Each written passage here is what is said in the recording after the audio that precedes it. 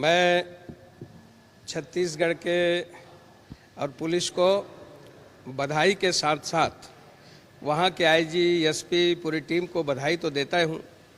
मैं ये कहना चाहूँगा कि माननीय विष्णुदेव जी साय की सरकार लगातार बस्तर में अमन चैन के लिए और जो कार्यवाही कर रही है, बहुत ही जल्दी छत्तीसगढ़ में सुख शांति और बस्तर में अमन होगा। आज जो कार्रवाई छत्तीसगढ़ पुलिस ने की है, यह तारीफ काबिल है। जिस सुरजूराम टेकाम को भूपेश बघेल अपने मुख्यमंत्री निवास में और गलबहिया करके अंदर ले जाते थे, मैंने बार बार पहले भी कहा है कि ये संबंध, ये रिश्ता आखिर क्या कहलाता है। और आज जो पुलिस ने कार्रवाई की है, उससे स्पष्ट हो गया है कि भूपेश बघेल के पूज्य पिताजी नंद कुमार बघेल जहां बार बार राजनांदगांव क्षेत्र के जंगल मानपुर मोहल्ला में जाकर के मीटिंग करते थे, ऐसे उनके पूज्य पिताजी के सलाहकार विवेक सिंह के साथ 4 नक्सली भी धरे गए हैं। यह सबसे बड़ी उपलब्धि है छत्तीसगढ़ पुलिस की। और साथ ही साथ इसमें मनी ट्रेल का भी मामला है। 7 लाख के आसपास लेन देन इन्होंने किया है। और इतना ही नहीं, जब ये जेएनयू के लोग तो जब भी छत्तीसगढ़ आते थे तो दौड़ के इनके पिताजी के साथ और जाकर के मानपुर मोहल्ला में ही आखिर किसके बीच मीटिंग करते थे, कौन है वो लोग। मानपुर मोहल्ला के जंगल में जो घटना हुई, जो माता की मूर्ति को निकाल करके तोड़ा फोड़ा गया, सब जानती है, पूरा छत्तीसगढ़ जानता है कि जिस प्रकार से, और ये जो नाम आ रहे हैं इसमें भी और कई नाम आएंगे। ये प्रश्न खड़ा करता है कि एक संवैधानिक पोस्ट में मुख्यमंत्री के पद पर रहा हुआ व्यक्ति का सुरजूराम टेकाम से क्या संबंध था। सुरजूराम टेकाम और एक सरपंच और उसकी बेटी, उसके परिवार से ये जेएनयू दिल्ली गए थे, उसके एयर टिकट का इंतजाम किसने किया था। कुल मिलाकर के ये परत दर परत अब ये खुलते जाएगा और ये नकाब दूर होंगे। छत्तीसगढ़ इनके असली चेहरे को देखेगा।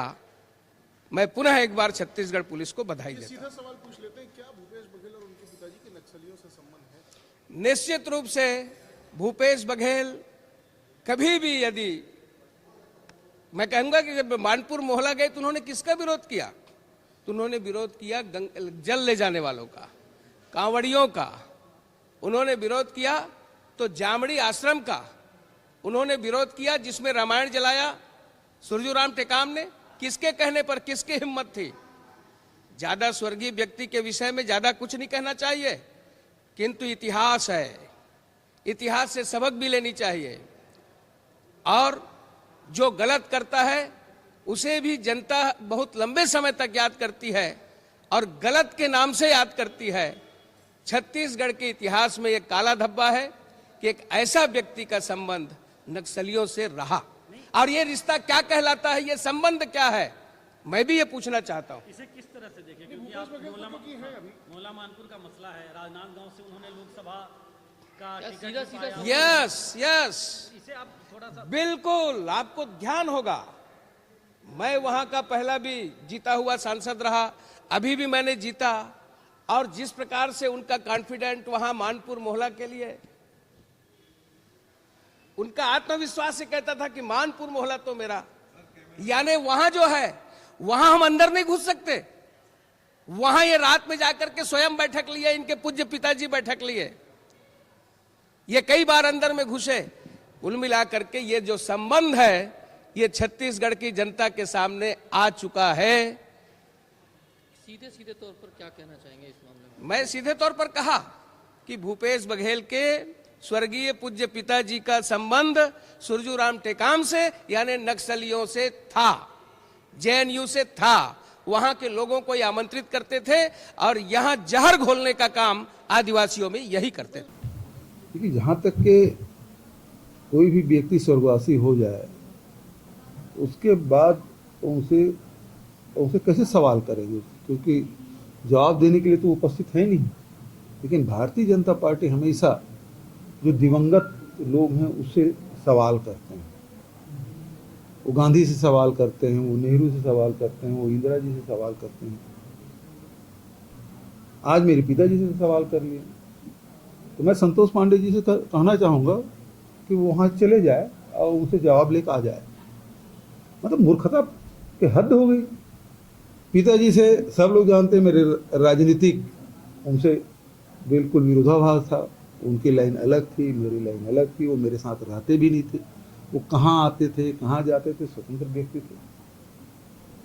और वो उन्होंने सर्वोदय से अपने राजनीतिक जीवन की शुरुआत की और अंत में बुद्ध की बात, वो कहते थे बुद्ध के बिना शांति नहीं हो सकती पूरी दुनिया में। अंतिम क्षण में यही बात कहते थे। अब उस व्यक्ति के बारे में इस प्रकार से ओछी बयान देना, मतलब ये बताता है कि संतोष पांडे की मानसिकता क्या है। और ऐसी मानसिकता वाले व्यक्ति का मैं कोई जवाब नहीं देना चाहता, जो इतना घटिया मानसिकता के व्यक्ति हैं। किसके साथ संबंध है, किसके नहीं, उनको भारतीय जनता पार्टी, सब लोग जानते हैं कि भारतीय जनता पार्टी के मंत्रियों के बंगले तक में तो नक्सली जाके हफ्ता वसूली करते थे, उसके कार्यालय में जाकर हफ्ता वसूली करते थे। इस बात को सब जानते हैं, रायपुर के एक एक बच्चा जानते। तो इस प्रकार से जो दिवंगत हो गए हैं उसके बारे में सवाल खड़ा करना, ये बेहद दुर्भाग्यजनक बात है।